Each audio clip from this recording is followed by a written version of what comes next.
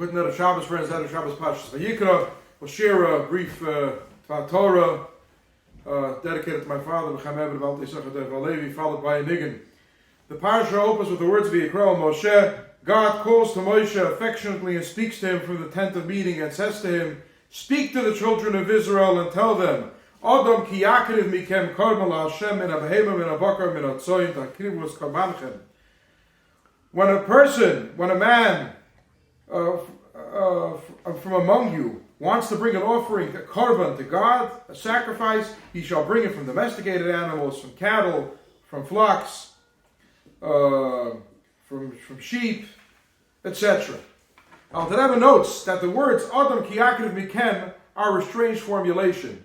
If you read them literally, if a person wants to bring a korban from you, and of course the wording here means if a person amongst you wants to bring a korban. But if that's what it meant, the Torah should have said Adam mikem, a person amongst you, ki yakriv korban l'Hashem, wants to bring a korban from God. The following is the way to do it. These are the animals that you should be using.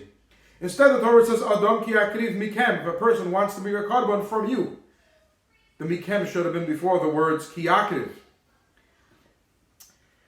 The Alter Rebbe tells us that if you look closely at this pasuk, there's a deeper message here. Of course, the Torah is telling us what the laws of the primary function of the sanctuary was to bring sacrifices. That was what the Beis Hamikdash was built for offerings, for korbanos. But here the Torah is telling us another message. The word korban doesn't only mean burnt offering or sacrifice. It comes from the word karov. And Adam ki yakriv, if a person wants to bring a korban, or when a person wants to voluntarily bring a korban, also can be translated Adam ki yakriv, when a person wants to come close to God. How do you come close to God? So some think that the way to come close to God is by getting away from the physical, by becoming somehow spiritual and getting out of this world. We know God created man with an animal side and a spiritual side.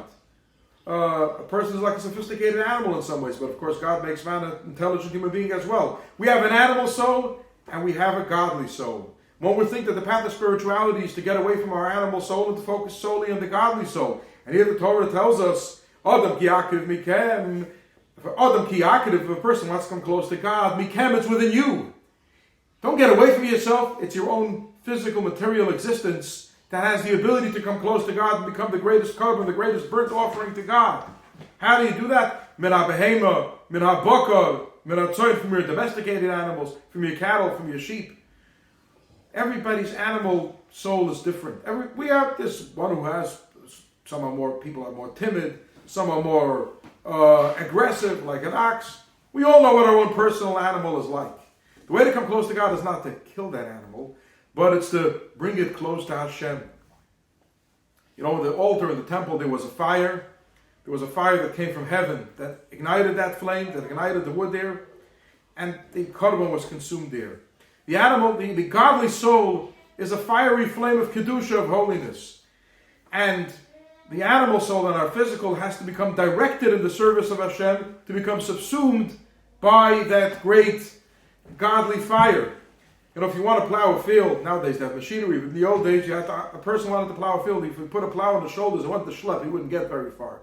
But it takes the human being with the seichel, with the intellect, and the intelligence to harness the ox, which brings about a wonderful harvest. And so too God tells us, I give you a soul, I give you a godly soul, I give you a physical body. The purpose of the godly soul is to harness the physical body, is to harness the animalistic part of the Jew, of the human being, and to direct it towards God. And that's how you become korev l'Hashem. And that's where we build up and actualize our own personal sanctuary in our heart, in our home, in our community.